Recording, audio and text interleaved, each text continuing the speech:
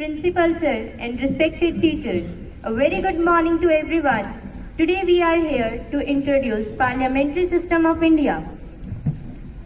Political system, parliamentary form of government.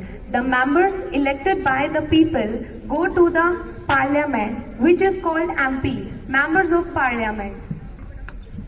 Parliament is also known as law-making body or legislature Indian political system. Also based on federalism, which means there are two levels of government, union government and state government. Parliament have two houses, Lok Sabha and Rajya Sabha. Two houses system of Indian legislature is borrowed from United Kingdom and is known as bicameralism or House of the People. Lok Sabha is known as lower house or House of the People. This house is composed of directly elected representatives. Rajya Sabha is known as upper house or Council of States, but this house is composed of indirectly by the state legislature. The Lok Sabha members elected by the people of respective territorial constituencies on basis of universal adult franchise means. Universal adult franchise means all adult citizens have right to vote without any discrimination based on any grounds like race, caste, religion, income and gender. If we talk about total number of members in Lok Sabha and Rajya Sabha, according to Constitution, total sitting capacity of Lok Sabha is 552, while its present strength is 545, in which 543 members are elected and 2 members are nominated. 2 members of Lok Sabha are nominated by the President, which belong to Anglo-Indian community. The upper limit of Rajya Sabha membership is 250, but presently its total strength is 245 members. 233 members have been elected by the states and union territories, which 12 members are elected by the President. These 12 members has special knowledge and practical experience in the field of literature, science, art and social services. Lok Sabha is a temporary body which is elected after every 5 years, while Rajya Sabha is a permanent body but is 1/3 member retires after every 2 years and replaced by newly elected members.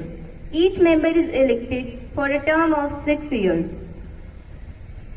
The minimum age to become a member of Lok Sabha is 25 years, while the minimum age to become a member of Rajya Sabha is 30 years. The Lok Sabha is conducted by the Speaker, while the Rajya Sabha is conducted by the Vice President of India. Today, we are conducting Youth Parliament, in which we are presenting questionnaire section of Parliament. The questionnaire an important mechanism through which MPs can obtain information about the working of the government. Let's enjoy the proceeding of Youth Parliament by the MPs of our school. Please welcome our Honorable Speaker, Sir.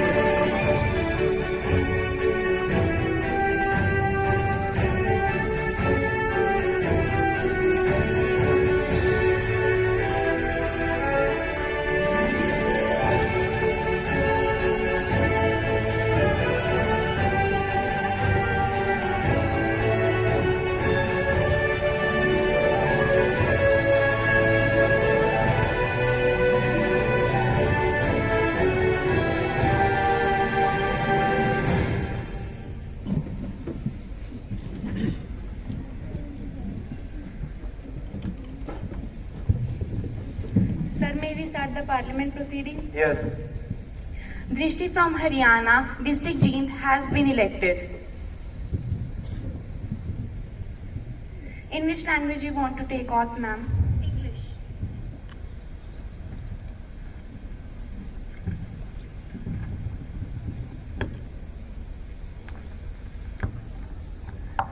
I, Drishti, having been elected as a member of House of People, to swear in the name of God that I will bear true faith and allegiance to the Constitution of India as by the law established, and I will uphold the always integrity of India.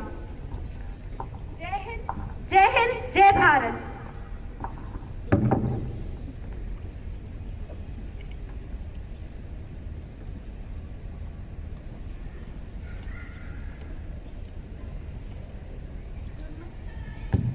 Gurman from Punjab, District Patiala has been elected. In which language you want to take oath, sir?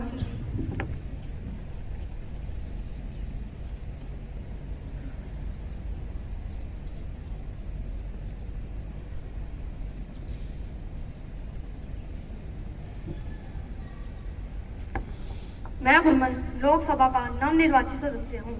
मैं ईश्वर की शपथ लेता हूँ कि मैं विधि द्वारा स्थापित भारत के संविधान के प्रति सच्ची श्रद्धा और निष्ठा रखूंगा। मैं भारत के प्रभुता और अखंडता को अक्षुण्ण रखूंगा तथा जिस पद को मैं ग्रहण करने वाला हूँ उसके कर्तव्यों का श्रद्धापूर्वक निर्वहन करूंगा। जय हिंद, जय भारत।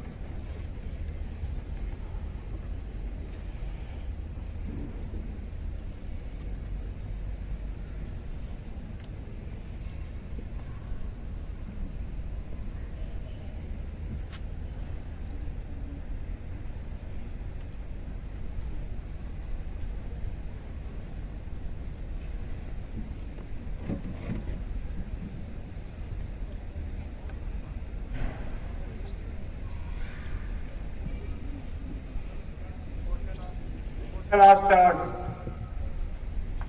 Question 101, Mr. Yugan. एक छोटी सी कहानी से शुरुआत करना चाहता हूँ। 60 सेकंड की कहानी है सर।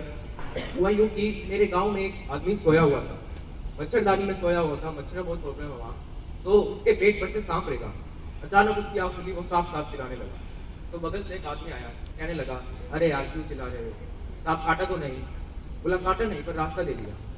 समझ गए मान्य उपसभापति जी, ये जो बिल है ये रास्ता दिखाता है कि आगे और क्या क्या होने वाला है। पहला, बीते दिनों प्रधानमंत्री जी और उनकी पूरी टीम ने आत्मनिर्भरता का दोबारा से आविष्कार किया है नए तेवर के साथ। आत्मनिर्भरता को अगर अंग्रेजी में अनुवाद करें तो इसका मतलब बनता है सेल्फ रिलायंस। और दिनों दिन सेल्फ कौन होता जा रहा है? सिर्फ रिलायंस ही रिलायंस।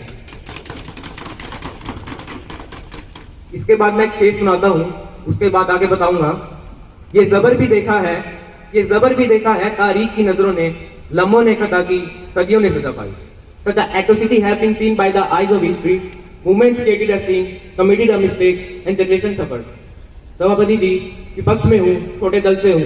लोकतंत्र में कब नंबर बदले और कब इतिहास आपको कटघरे में खड़ा करके पूछे कि आपने ऐसा क्यों किया? आपके ऊपर ऐसा कौन सा दबाव था? इसके बाद मैं मुद्दे पे आता हूँ। अभी LIC की बात नहीं हो रही, लेकिन मैं बताना चाहता हूँ कि LIC का लोगो आप सबने देखा है, कमल से मिलता जुलता है। अब उसे उल्टा कर दीजिए, कमल भी उलट जाएगा। आप किसी ने ऐसे करिएगा तो। रेल बेच रहे हो, सेल बेच रहे हो, तेल बेच रहे हो, बैंक बेच रहे हो, LIC बेच रहे हो, पोर्ट बेच रहे हो, एयरपोर्ट बेच रहे हो, सड़क बेच रहे हो, बिजली बेच रहे हो, BPCL बेच रहे हो, पूरा हिंदुस्तान बेच रहे हो।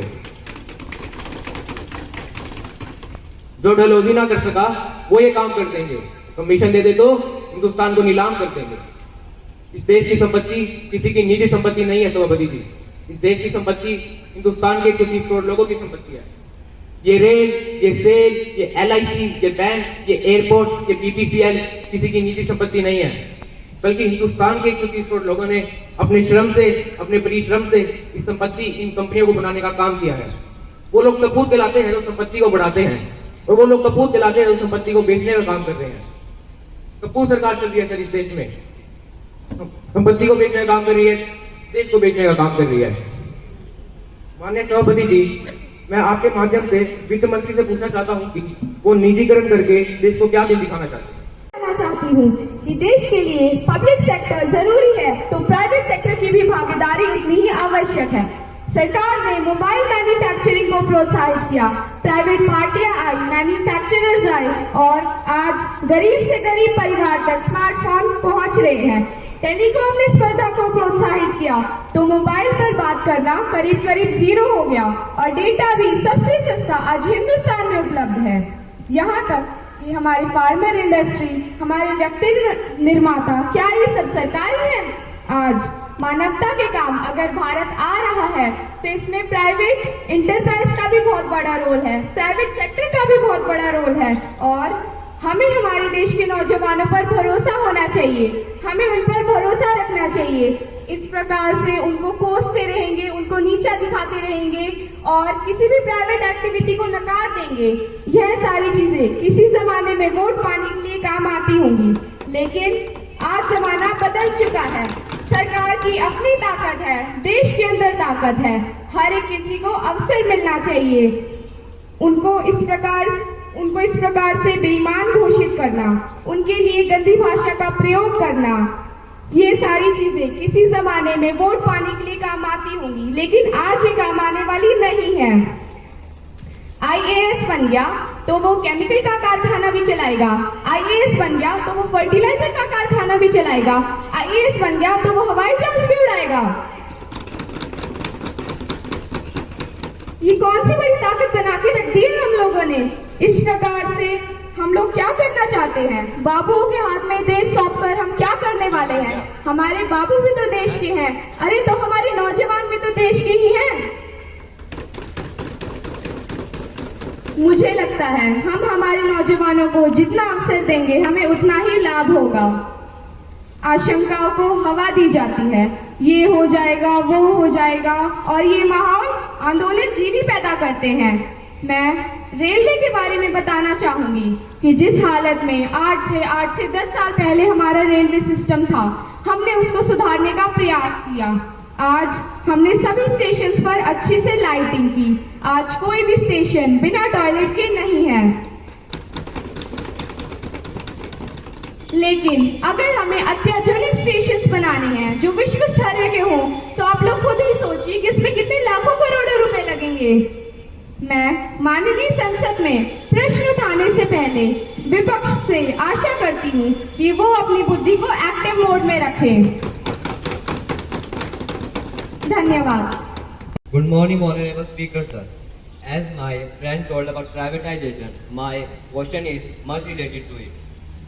Government launched a new education policy, but I think this new education policy is not fit, as there are many problems to launch a new education policy. We have not had such type of infrastructure that we implemented. In the National Education Policy 2020, language is a negative factor, as there is problematic teacher to student ratio in India. Thus, introducing mother languages for each subject in academic institutes is a problem. Sometimes finding a skillful teacher becomes a problem, and now another challenge comes with the introduction of National Education Policy, which is bringing study material in mother languages. According to the National Education Policy 2020, students willing to complete their graduation have to study for 4 years, while one can complete his or her diploma degree in 2 years. This might encourage the people to leave the course midway, and students of the private schools will be introduced to English at a much earlier age than the students of government schools. The academic syllabus will be taught in the respective regional languages in the government school students. This is one of the major new education policy drawbacks, as this will increase the number of students uncomfortable in communicating in English, thus widening the gap between sections of the society. So, Honorable Speaker, sir, my question is to Education Minister that how this education policy is beneficial for us. Thank you. Mr. Rudra. Honorable Speaker, in my view, this is not an issue because everyone is more familiar with their own regional or mother language. In some schools, it is mandatory to speak English. ये कैसी विडंबना है मेरे देश की, जहां पर हिंदी बोलने पर जुर्माना लगाया जाता है। In the matter of teaching, the government has provided education in mother language or the regional language till class 5th. It will be easier for the children to study the academics in the language which they are more familiar. माननीय सभापति जी, मैं आपके माध्यम से शिक्षा मंत्री होने के नाते विपक्ष को यह कहना चाहूंगा कि शिक्षा के नाम पर जनता को गुमराह करना बंद करें। Now I want to explain what new education policy will bring the change in the education system. It will replace the existing 10+2 structure to 5+3+3+4 structure. The government aims to make schooling available to everyone with the NEP 2020. Approx 2 crore school students will be able to come back to educational institutions. For children up to age of 8, national curricular and pedagogical framework for early childhood care and education will be designed and developed by NCERT. According to the National Education Policy, the Education Ministry to set up a national mission on foundational literacy or numeracy. For making the students prepare for the pandemic situation, online education system will be promoted. आदरणीय अध्यक्ष महोदय, नया देश, नई सोच और नई शिक्षा नीति के माध्यम से हम लॉर्ड मैकेले की विचारधारा को तोड़ना चाहते हैं और युवाओं के हाथ में एक देश की बागडोर को संभलवाना चाहते हैं जो आदर्शों और हमारी देश की संस्कृति को बनाए रखेगी। मैं आपको एक उदाहरण देना चाहूंगा। चीन और जापान जैसे देशों ने अपनी मातृभाषा को अपनाकर उन्नति के शिखर तक पहुंचाया है। मैं अपने विपक्ष के साथियों से पूछना चाहूंगा, क्या हम नहीं अपनी मातृभाषा को पाठ्यक्रम में शामिल कर सकते? माननीय अध्यक्ष महोदय, मैं अपने देश में ऐसी शिक्षा नीति लाना चाहूंगा जिससे मेरी मातृभाषा को गौरवान्वित महसूस हो। महोदय, मैं ऐसी नीति लाना चाहता हूं जिससे मेरा देश उन्नति की राह पर चले और भारत का नाम विश्व में गूंजे। जय हिंद, जय Bharat. Honorable Speaker Sir, at present we are fighting with very difficult situations. I want to draw your attention what the health minister doing for our protection. I want to ask our health minister what they are doing to control the situations created by COVID-19. Government is saying that everything is in control, but I think nothing is in control. Everyone knows that people died due to the shortage of oxygen. There was no oxygen in the hospital. Why this situation created? Why there was no oxygen in the hospitals?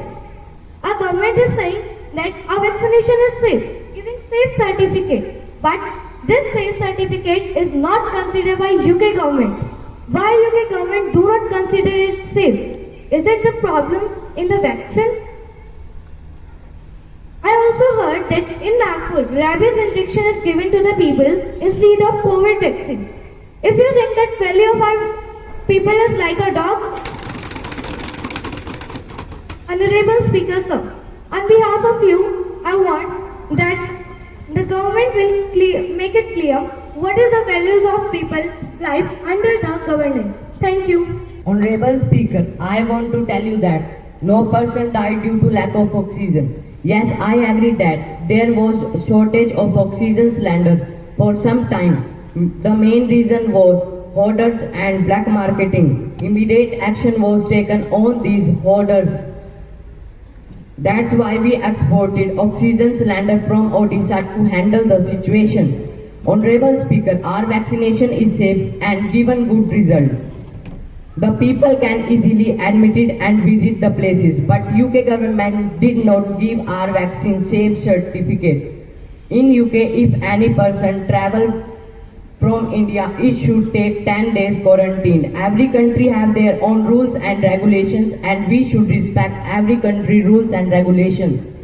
Honorable Speaker, this incident come in front of me. We took immediate action on it. The person, Mr. Yadav, by mistake sat in the queue of anti-rabies vaccination and took wrong vaccination instead of COVID vaccination. It was also the mistake of nurse and medical officer that they don't inform the patient about the vaccination. Question 104 mister Raghav. धन्यवाद माननीय अध्यक्ष जी, मुझे बोलने का मौका देने के लिए। आज मैं आपके माध्यम से बेरोजगारी के मुद्दे पर पार्लियामेंट का ध्यान खींचना चाहता हूं। जो ये सरकार दावा करती है कि इनके आ जाने से बेरोजगारी कम हो गई है, ये सभी बातें झूठी है। मैं आपको सच्चाई बताना चाहता हूं कि जब से इनकी सरकार आई है तब से बेरोजगारी और बढ़ गई है।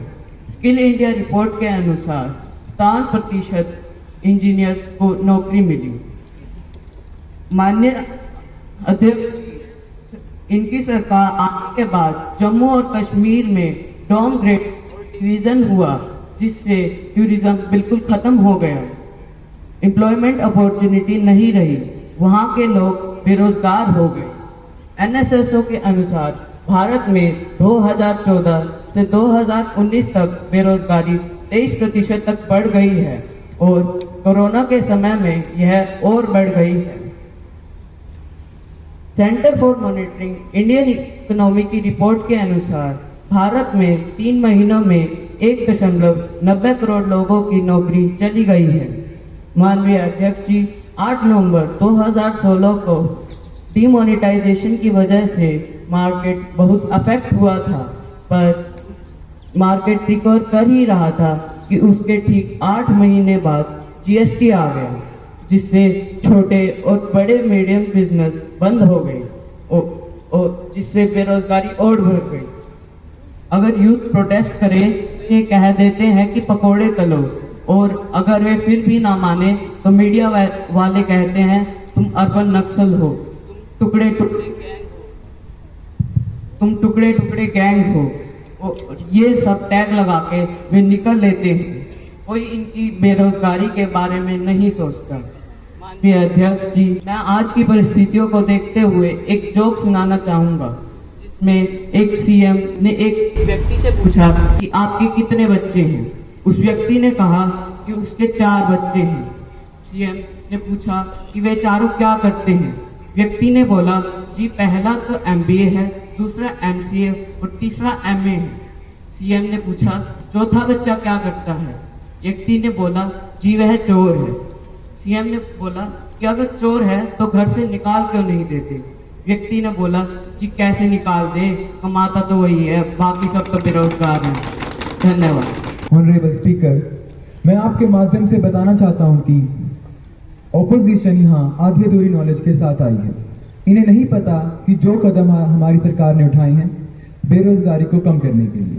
तो मैं आपके माध्यम से यहाँ सरकार द्वारा उठाए गए कदम से आप सबको अवगत करवाना चाहता हूँ। चाहे कॉर्पोरेट टैक्स को कम करने की बात हो, GST का महत्वपूर्ण निर्णय हो, IBC लाने की बात हो, IBC लिबरल करने की बात हो, बैंक में रिकैपिटलाइजेशन की बात हो, जो भी समय समय पर हमारी सरकार को आवश्यकता पड़ी है, हमारी सरकार ने कदम उठाए हैं और जिससे जनता को लाभ भी हुआ है और आगे भी होता रहेगा। ऐसे ही अनएम्प्लॉयमेंट यानी कि बेरोजगारी पर सरकार पूरा काम कर रही है। जब से हमारी सरकार बनी है, हमारे देश में इन्वेस्टर आने बढ़े हैं। वो आते हैं तो अपने ऑफिस बिल्डिंग्स यहाँ बनवाते हैं, तो उससे हमारे अकॉर्डिंग तो यहाँ पर अनएम्प्लॉयमेंट घट रही है। इनका पता नहीं, ये तो बावले हो गए हैं। हमारी सरकार का vision greater investment, better infrastructure और मोर जॉब क्रिएशन है। मैं किसान से बहुत प्रेरित होता हूँ।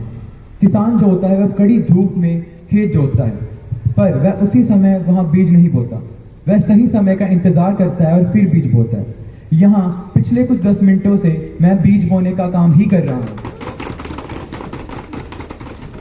और अब मुझे लगता है कि इनके दिमाग में सही जगह हो गई है, तो अब हम अच्छे से बीज डाल सकते हैं। Mudra Yojana, startup India, stand up India, इन योजनाओं ने भारत में स्वरोजगार को एक नई ताकत दी है। इस देश में मुद्रा योजना के अनुसार पहली बार लोगों ने बैंक से लोन लिया है। हमारे देश में 28,000 स्टार्टअप आए हैं। सितंबर 2017 से नवंबर 2019 तक EPFO पेरोल डाटा में 1,39,00,000 सब्सक्राइबर आए हैं। According to the data from the Center of Monitoring Indian Economy, economy, India overall unemployment rate stood at 9.17% in June, that is lower than 11.9% in May. मेरे opposition मित्र ने बहुत report बताई हैं, अब मैं भी कुछ साझा करना चाहता हूं कि CII और नेस्कॉम रिपोर्ट के अनुसार देश में जॉब अपॉर्चुनिटी बढ़ी है। EPFO ने हमें बताया कि 2.5 करोड़ लोग हर साल देश में एम्प्लॉयड हो रहे हैं। हर साल 4.5 करोड़ लोग बैंक से लोन ले रहे हैं। आखिर में बस मैं इतना ही कहना चाहूंगा कि ओपोजिशन आधी अधूरी बातों के साथ यहाँ आकर अफवाहें ना फैलाए, पहले अपना होमवर्क करके आए और फिर यहाँ आकर सरकार पर सवाल उठाया जाए। धन्यवाद।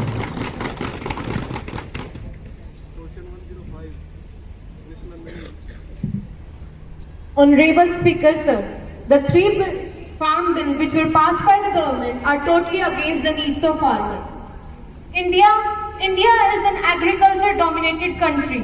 More than 70% of population indirectly or directly depend on agricultural activities. Due to the hard work of these farmers, we are eating peacefully. These farmers feed entire nation, and this is a certain fact that these are entangled in fetters of starvation.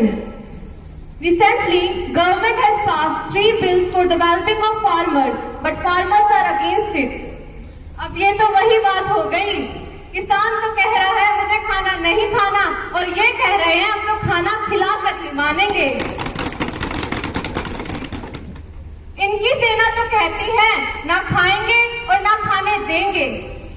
ये तो चाहते हैं देश भूखा ही मर जाए, और ये सबको गाड़ी गले रोकते चले जाएं, जैसा इन्होंने लखीमपुर में किया।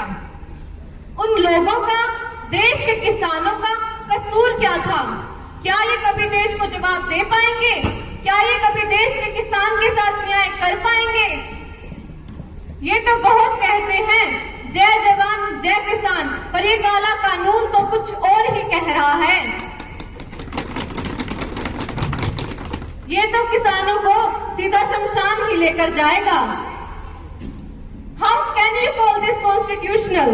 There was no debate in the parliament and no standing committee and no one was consulted.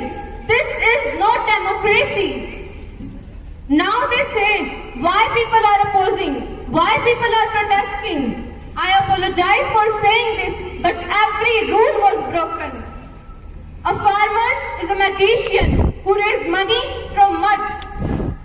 Honorable Speaker, sir, I want to ask the Agriculture Minister of the ruling party, if the bills were made for the farmer, but the farmer is not satisfied, then why they are not listening to them? In the last, Jai Jawan, Jai Kisan. Thank you.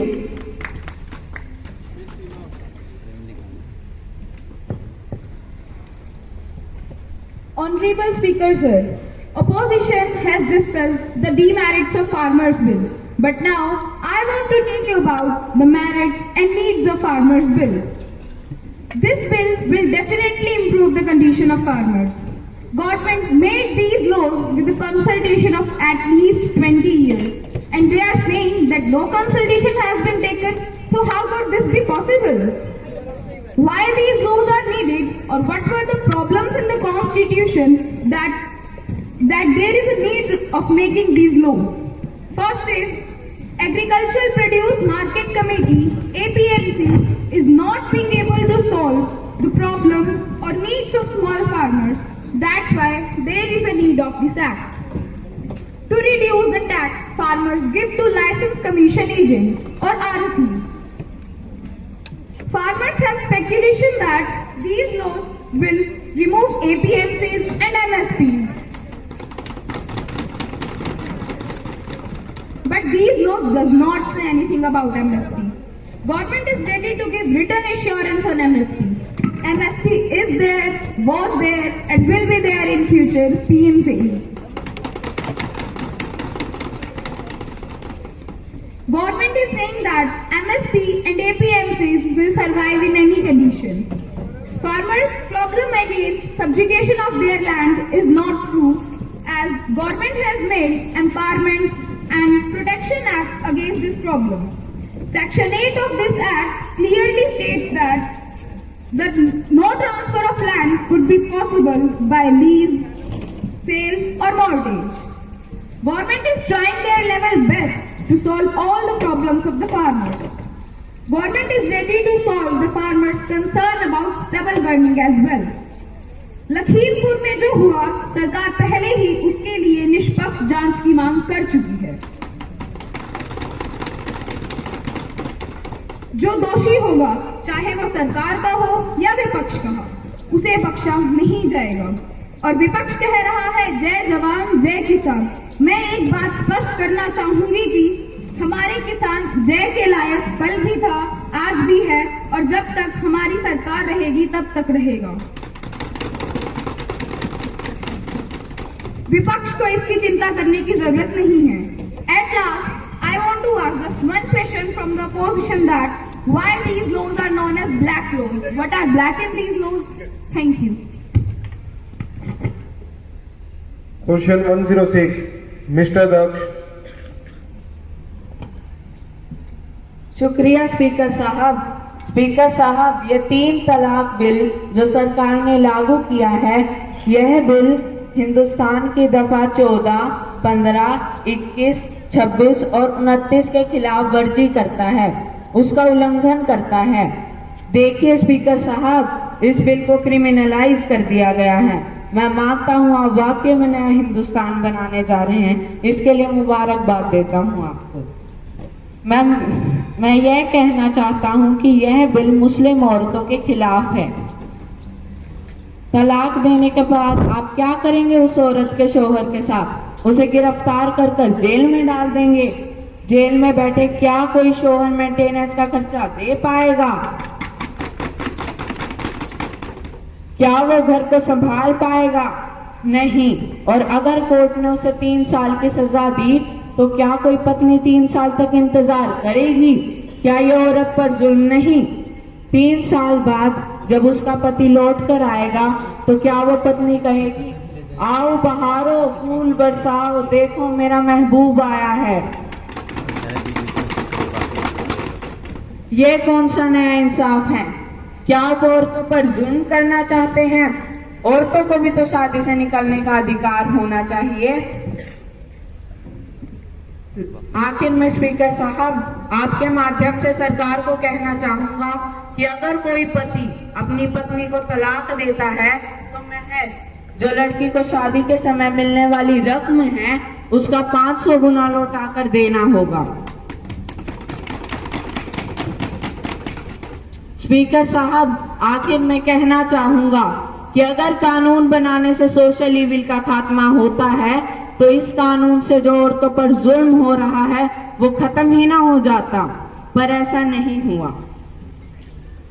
आज के हालात पर तो मुझे एक line याद आती है कि कोई एक महिला किसी से पूछती है कि तुमने मुझसे शादी क्यों नहीं कही, तो मेरा जवाब होगा तलाक के डर से। धन्यवाद। मिस वंश। माननीय सभापति जी, मैं आपके माध्यम से ये कहना चाहती हूँ कि कुछ लोगों ने ये भी कहा कि ये एक सिविल मैटर है, इसे क्रिमिनलिटी की दृष्टि से क्यों देखा जाए।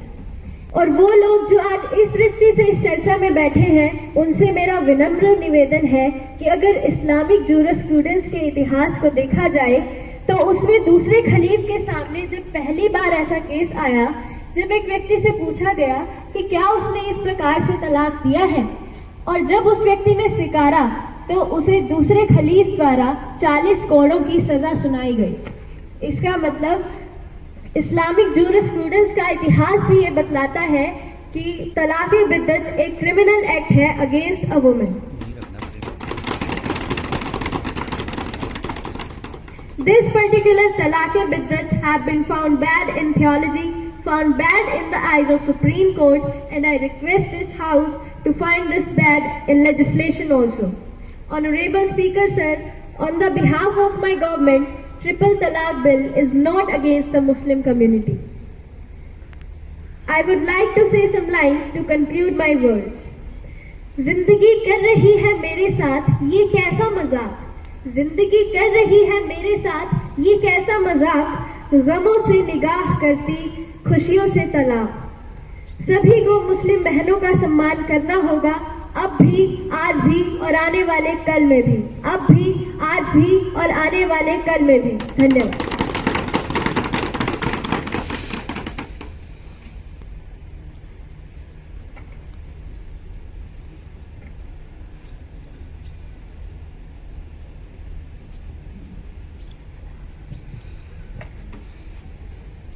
मैं आज के प्रश्न सत्र के सफलतापूर्वक समापन के लिए सभी सभासदों का आभार व्यक्त करता हूं। धन्यवाद।